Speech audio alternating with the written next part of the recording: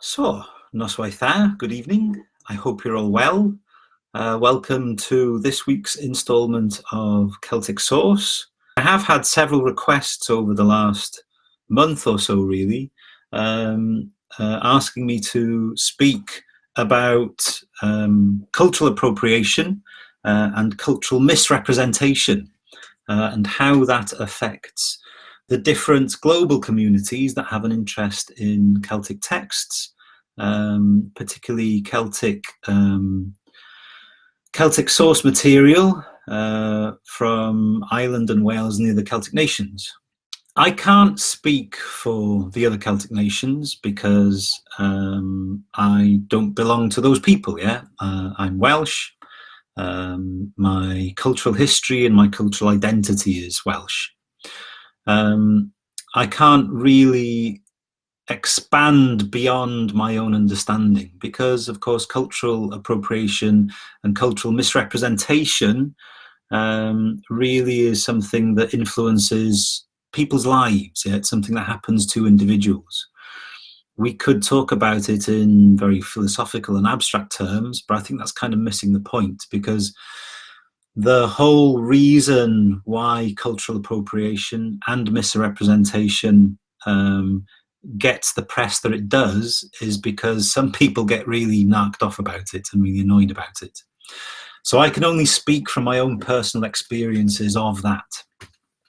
So I'm not pretending to be a spokesperson for all of the Celtic nations.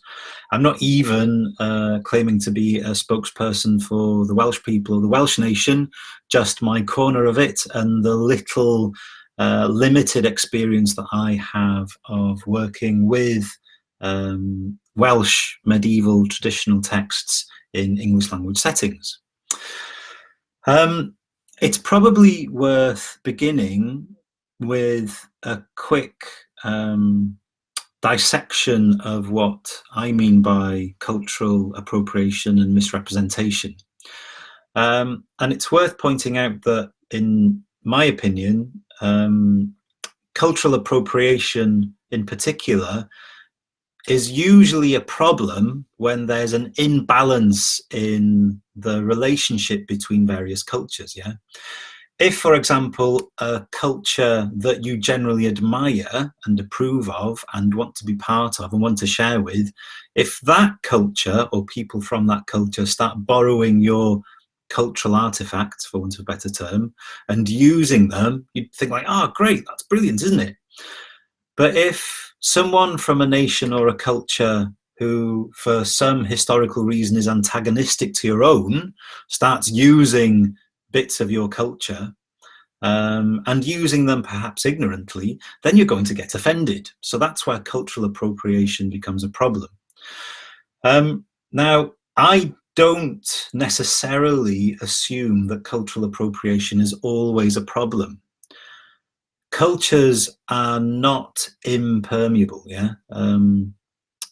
Cultures are definitely permeable. That is, they flow, they travel. Cultures influence each other. In our human relationships, we are exposed to each other's cultures, and more so than any other point in history today.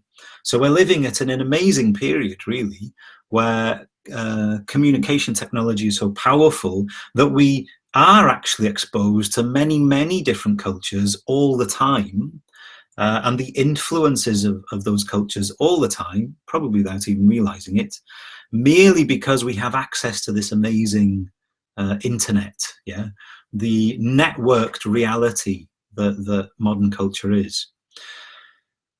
So that's the first thing. Cultural appropriation isn't necessarily a bad thing. It can sometimes be a very positive thing. I personally believe that it's a very positive thing if it's done well. It enriches and nourishes and widens and broadens people's perspectives and gives them a notion of how other people live when it's done well. But there are occasions when cultural appropriation is done badly, and that's when it becomes misrepresentation. And my own take on it is that people get really offended when it turns into misrepresentation. When someone from another culture takes something from your culture, or let's say from Welsh culture, and they use it in a way which misrepresents my people's history and present day life, yeah? To use something that I've come across in my own experience. Back in the blinking heck, when was it written? I'm sure many of you have heard of the book called The White Goddess by Robert Graves. It's one of the more popular books amongst the various communities and sub-communities and cultures that take part in my courses. The White Goddess, very popular, and it's a really interesting book. And, you know, to qualify what I'm about to say, I think Robert Graves is an amazing poet, fantastic English language poet, has written very many interesting books. And The White Goddess, to be fair, is not written from a position of wanting to offend anybody or to misrepresent Welsh culture. That's not what Robert Graves set out to do in his book, The White Goddess. But through ignorance, he has misrepresented Welsh culture. What he's done is he's taken what's essentially a relatively bad translation of a poem from the Book of Taliesin, which is a medieval Welsh text, a poem written in Middle Welsh. He's taken a bad translation of that, rearranged the lines in English so that they make some sense to him and enable him to put forward a theory about the Welsh bardic tradition of medieval Wales. Now, I'm not the first and I won't be the last to point out that his argument is very flawed and doesn't make any sense. But he was responsible for bringing forward the idea, the whole notion of a tree calendar, and that it somehow relates to the Book of Taliesin, to the figure of Taliesin, and that there is somehow a traditional ancient non-Christian tree calendar that belongs to Welsh culture. And that's just not the case. There is no such thing as an ancient Welsh tree calendar. It's questionable whether there are even some Irish tree calendars. There are certain Ogham or Ogham alphabets that are arranged according to the trees, but it would be very difficult to say that that makes a tree calendar, especially a tree calendar that has a certain pagan or non-Christian set of symbolic associations.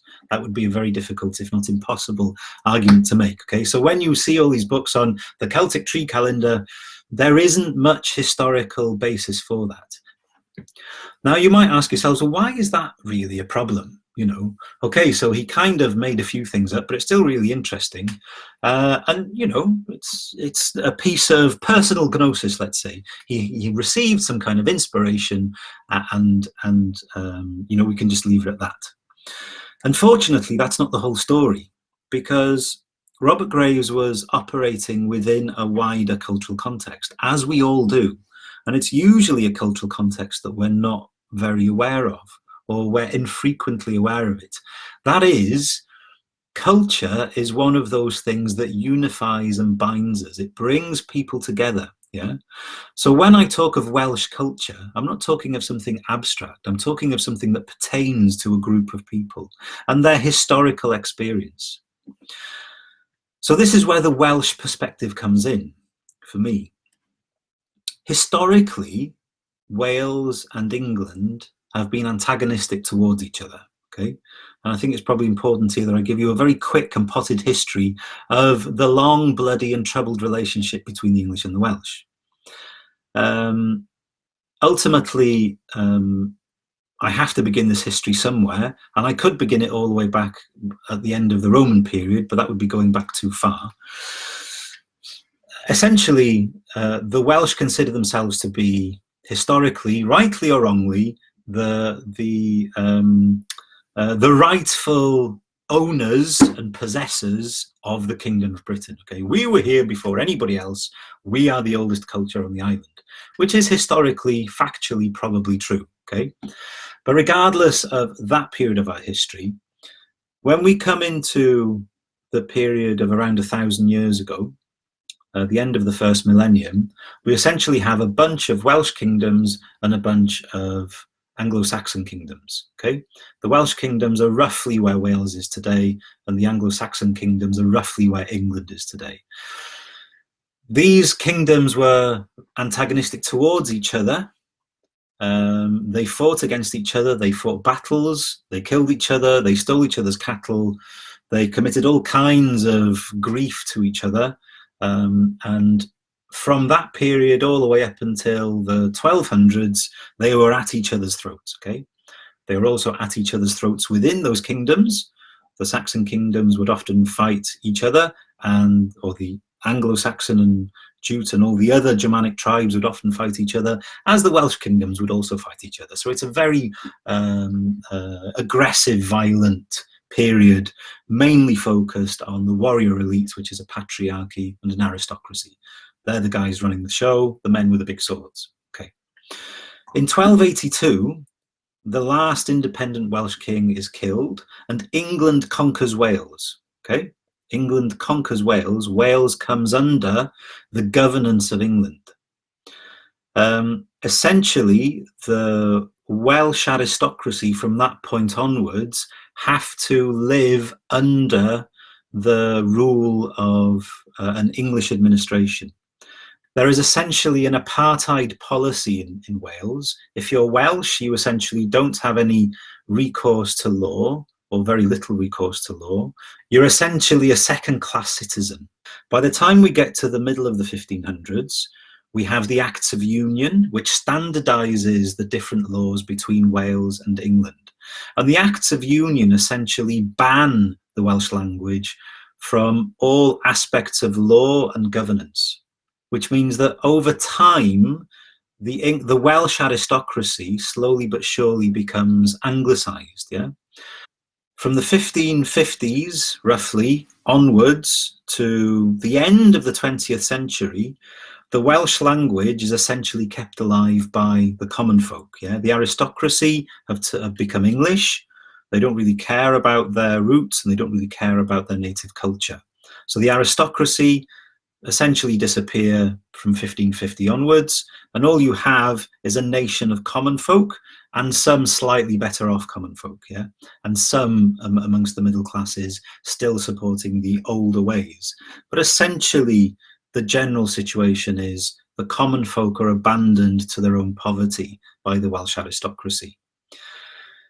What that creates, in a sense, is a class of common people who become the working classes in the Industrial Revolution, who are self-educated, who are self-reliant in terms of their culture, and who are very proud of their ability to maintain their national identity without recourse to grand political narratives that are normally provided by the aristocracy. So the Welsh language is only given official status at the end of the 20th century. So for 500 years, it's kept alive by common people, not the aristocrats.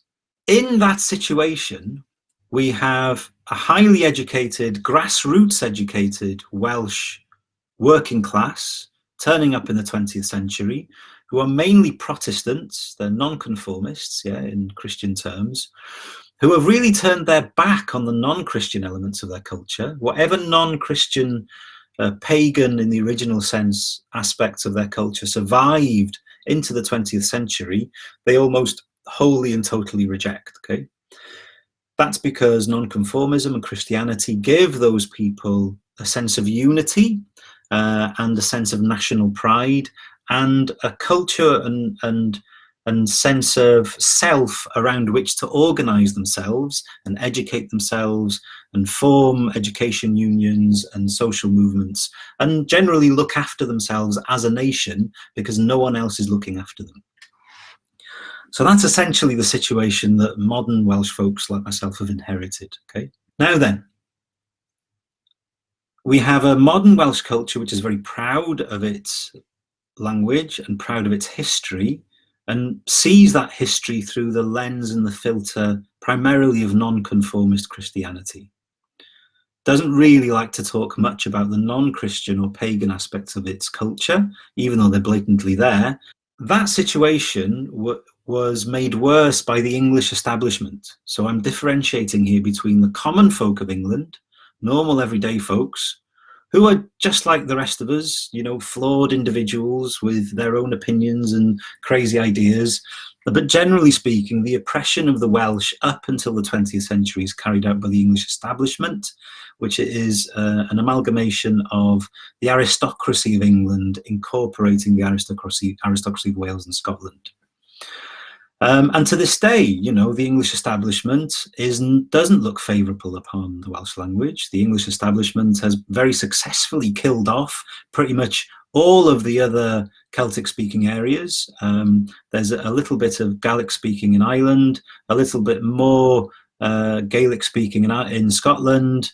Manx disappeared and has been revived. Cornish disappeared and has been revived. Somehow, miraculously, the Welsh language and culture survives, but we have lost 500,000 Welsh speakers in the last century. So things are by no means easy for Welsh language culture at the minute. It's difficult, yeah? And that's because of the English establishment. Now, some of you may think, oh, he's talking a bit like a nationalist. Well, that is the political reality that we live in, yeah? There is a struggle to preserve Welsh language culture. It's a real struggle. I live in it. It goes on day after day. I don't hate English people. I've married an English woman, so it's not an antagonism with normal everyday folks that I have. Many of my best friends are English. How cheesy is that? But it's true. You know, I don't consider myself separate to or above from English folks or anybody else on the planet. You know, I'm a great human lover. I love the humans. But who I don't love is the English establishment, and particularly the right wing of that establishment, although the left wing of that establishment have been pretty antagonistic to Welsh culture in the past too. So that's the background. Now then, imagine you're Welsh and that's your cultural experience as a Welsh language speaker, that you have witnessed the appalling behaviour of the English establishment against your people, how they have spent the last few hundred years essentially trying to eradicate your language and your culture, and continue to do so to this day.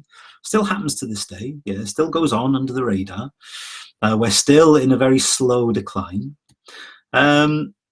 Imagine then, in that situation, a bunch of highly educated English folks taking aspects of your culture and repackaging them and presenting them within their own cultural context that they call paganism. Yeah, imagine that for a minute. Imagine how that would make you feel, particularly if you're a nonconformist Christian. Yeah, and they're not only bringing out the things that you are culturally a little bit ashamed of, but they're bloody English and they're doing it too. How dare they? Yeah, you can see the antagonism that would create. It's a very difficult situation. So imagine now that you have a bunch of highly educated, proudly Welsh scholars who are pretty sober, they're pretty reasonable people, they're not going to make a big fuss about stuff. They essentially come from a nonconformist Christian background, and they're not essentially avoiding the paganism in their culture, but they're not really talking about it in those terms, because that's not their academic or scholarly tradition. Okay, I'm talking about Welsh scholars in today's world. And they know that you've had Robert Graves, to begin with, basically misrepresenting a very important historical Welsh text and making stuff up about it, basically. And they've witnessed how that book, The White Goddess, has given birth to this weird cultural strand in England whereby the Welsh are essentially seen as the keepers of an ancient and noble law tradition that goes back to the pre-Christian era. And that is actually the case in many instances, but the version of that you have in England is a very English version of what I and few people like me in Wales research. Yeah. So when we look at English paganism, Welsh researchers, we don't really recognise many of our traditions or medieval texts in that tradition. It's very different. In essence, it's a new culture. Yeah. So it begins not with Robert Graves, but a couple hundred years back with English antiquarians who basically are turned on by the idea of British Druids and native British spirituality. And they dig up loads of stuff that they're interested in. These are normally, highly educated, upper class English folks, men usually, although there are some notable women in the scene too. And they essentially create a Celtic history that suits the story that they want to tell about Britain. But it's not the story of Welsh history. It's not the story of Scottish history or Irish history or Cornish or Manx history.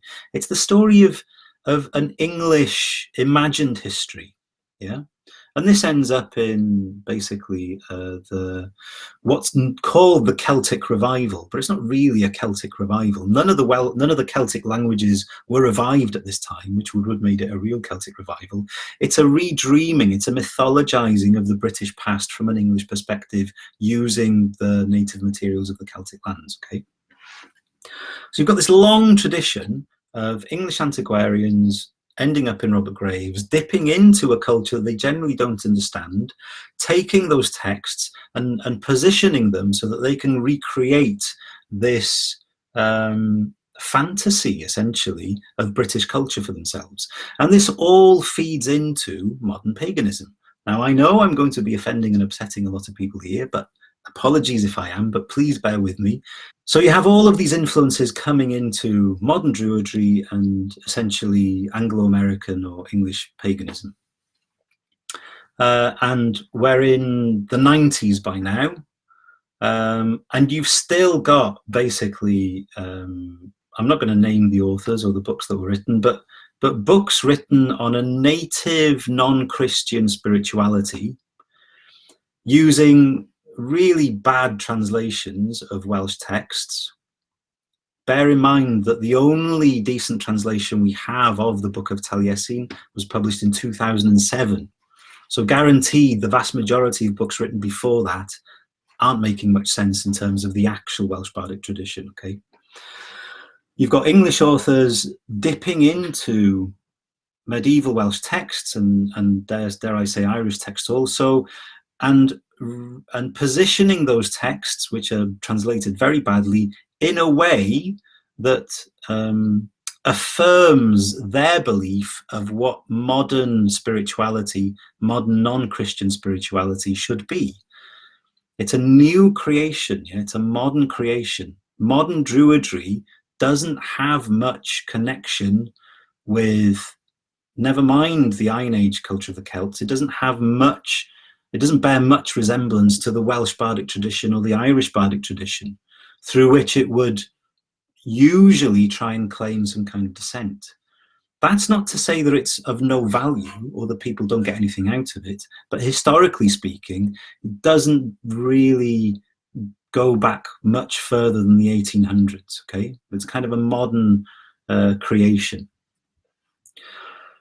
The problem has been that traditionally, that very English-speaking culture, or the people who profess to be its leaders, suggest that it does have some deep link with the past. To be fair, by today, that's not so much the case. I actually have a lot of admiration and respect for the modern authors, the authors in the last sort of 10 or 15 years who have been writing in that culture. I've worked with many of them. I count some of them my friends, and I think they're doing a really good job.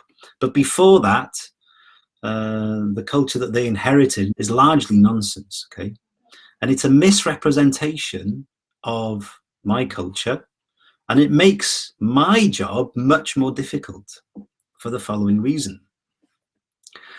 So you have an English language culture, which is using Celtic texts from lands that the English establishment has oppressed and continues to make life difficult for. Are you surprised that Scotland wants independence? I mean, just look at how that country's been treated by the English establishment for the last few hundred years. Yeah, it's no surprise that the Scots have had enough and they want out. Okay.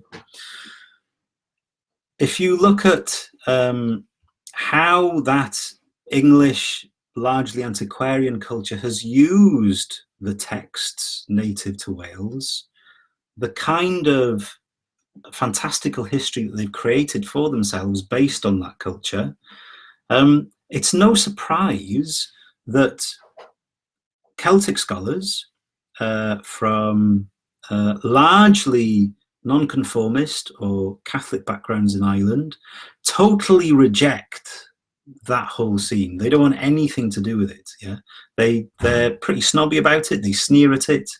They're forever putting it down and trying to get rid of it. They don't want it in modern academia whatsoever. That situation is slowly changing, but it's only really been changing the last 10, 15 years. Now, consider my situation. I'm Welsh. I was educated throughout my whole education in a Welsh language setting. I went through to university. I've been educated to a high level in a Welsh setting, in a Welsh university, in a relatively conservative but really good Welsh education system. Okay, I've got a PhD in medieval Welsh literature. That's all happened in the very traditional way. But I'm not really that interested in nonconformist culture. I'm interested in the folk culture of Wales. I'm interested in what common folk believed in and what they did throughout most of my nation's history, which means I've started looking at the non-Christian and pagan elements in Welsh culture, which is a really unfashionable thing to do. Yeah, like, it's not going to ensure me a job in a Welsh university doing that. Okay, kind of long given up on trying to find myself a lecturing job somewhere. I'm just not going to do it. It's really unfashionable. It's probably the worst thing you could do for your career if you're interested in getting a job in a Welsh university. So that's the first thing. I'm primarily dealing with people from across the world who speak English, who have an interest in medieval Welsh texts, in medieval Irish texts, in Celtic myth in general, usually to try and inform their spirituality. And 99% of the time, they're lovely, balanced people, lots of common sense. They come with a lot of respect. I've never really had any issues of misrepresentation with the people that I deal with, okay? But every now and again, you'll get a question that is clearly stimulated from someone who's read a book on Celtic paganism, let's say, or native British spirituality from before 2000, from the really bad batch of authors, and are a bit confused with how I'm presenting the research that I've been carried out. And that's because these things look very different. Okay, I largely work with story. Those of you who have done my courses, you know the kind of thing I get up to. I'm focused on text. I'm focused on historical text. I work with the stories as they appear in the manuscript or in the historical record.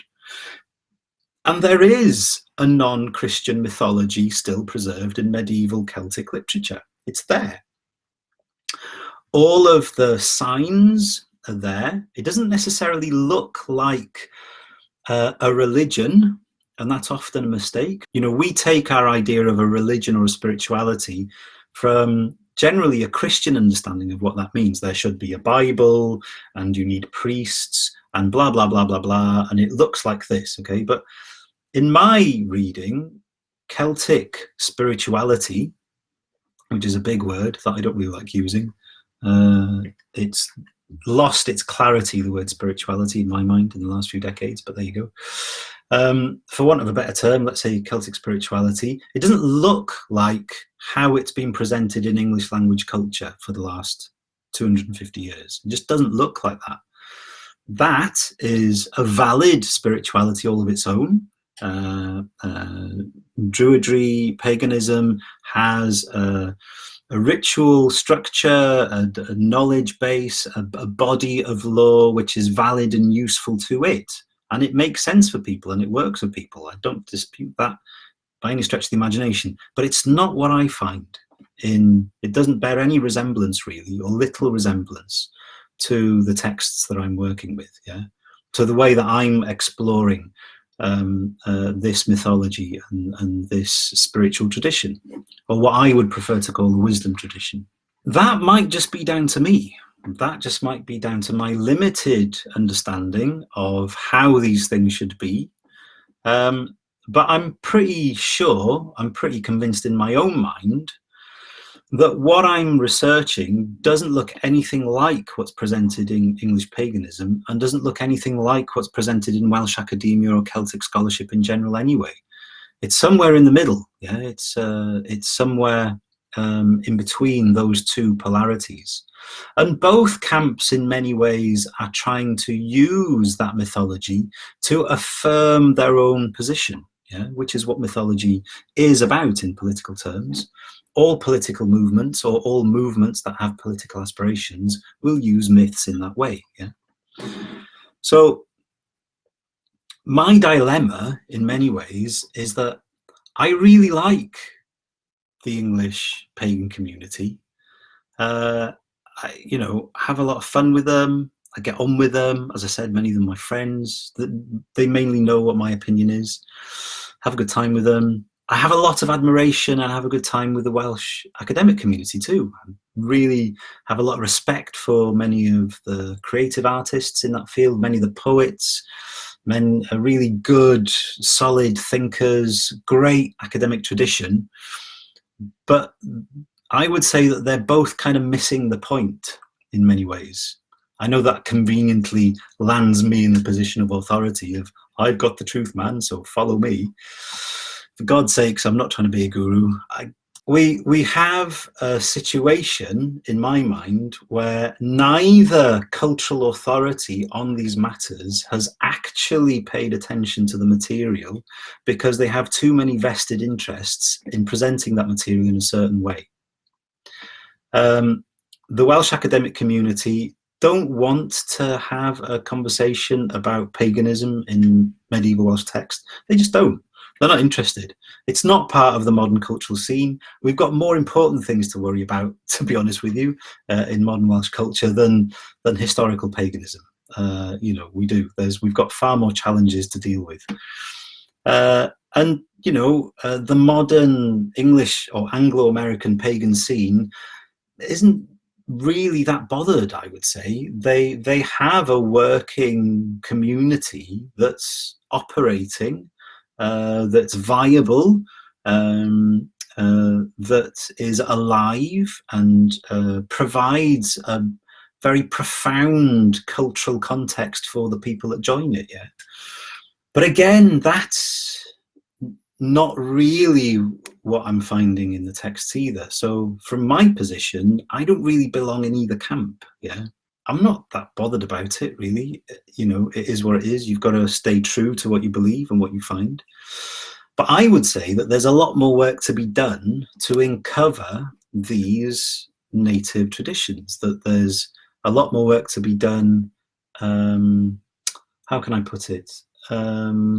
Redreaming and bringing these cultural artifacts into the light and making better use of them, and treating them with a bit more respect, and trying our best not to misrepresent the historical communities that these texts come from. Mainly by not ignoring the fact that they display many features of a non-Christian wisdom tradition, respecting the fact that common folk and working class folk were intelligent enough and sophisticated enough to have oral traditions of this kind, which is one of the problems we have in Welsh academia in particular. There's a certain snobbery implied in this. It's just weird people living in the hills, they were illiterate hill farmers, they didn't know what they were doing. That's one of the things we need to overcome if we're going to respect this tradition.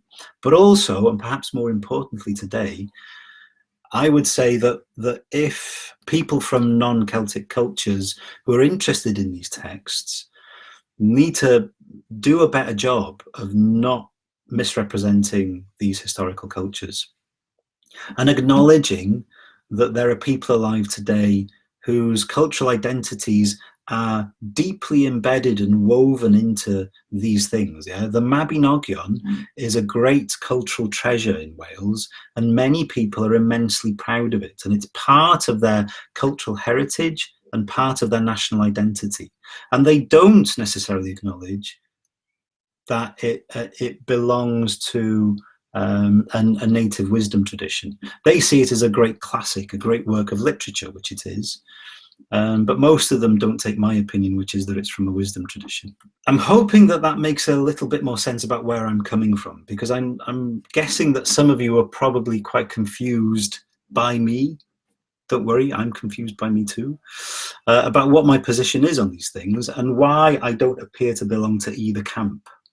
So that's the other thing here, is that I'm always up for rediscovering the texts that I work with and looking at them in a new light and looking at them anew and trying to find new ways of interpreting them that don't necessarily chime with my beliefs or other people's beliefs. There might be very different ways of reading these texts, and we should be open to them. So that's the other thing, is to keep an open mind, is not to fixate on one interpretation over the other.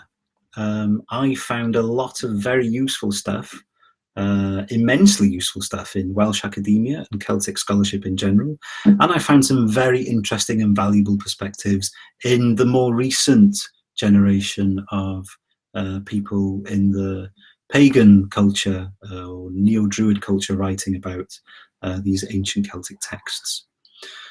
But don't be surprised if you are someone who's not a native of Wales or Scotland or Ireland or wherever. Don't be surprised if Celtic folks in general think that what you're doing is a bit funny and maybe a bit offensive, because what they see is, particularly if you're English, is another English person stealing our stuff. That's how it's framed, unfortunately.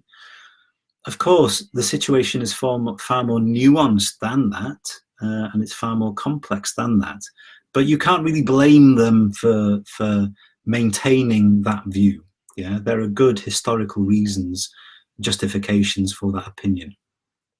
So don't take it to heart. Don't get too offended. Please continue to share in this culture. Please continue to treat it with the respect that I've seen all of you treat it with. It really is a great pleasure and an honor to work with all of you, because I haven't come across any bad misrepresentations in my work. I've only come across a lot of respect and a lot of goodwill. So I'm hoping that I can share that and partake in that with you.